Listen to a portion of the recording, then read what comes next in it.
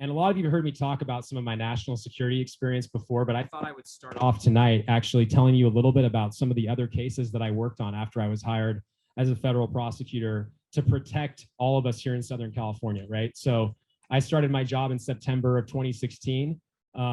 6 weeks later, they said, you're going to have your first trial. And it's going to be, yes, that was the face I made, actually.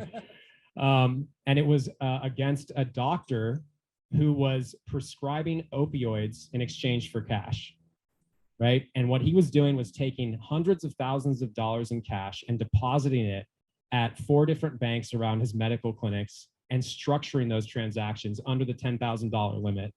And he was using Medicare beneficiaries, our tax dollars, by the way, to write the prescriptions. They'd go out and fill the prescriptions for opiates, give them to street dealers, and then street dealers would sell it for cash. Cash would come back into the office.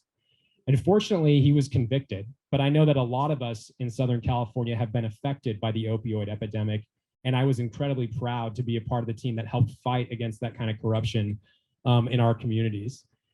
Another case that I worked on when I first started in the office involved MS-13. Worked on some really difficult gang violence cases involving MS-13, the Sinaloa cartel, a drug dealer who was conspiring with a flight attendant to bring millions of dollars of cocaine on commercial jets from LAX to New York, against a Ponzi scheme organizer who defrauded hundreds of seniors out of their retirement savings, against a guy who operated a fake lottery scam, again, defrauding seniors, trying to trick people into convincing them that they had won the lottery and taking their money afterwards.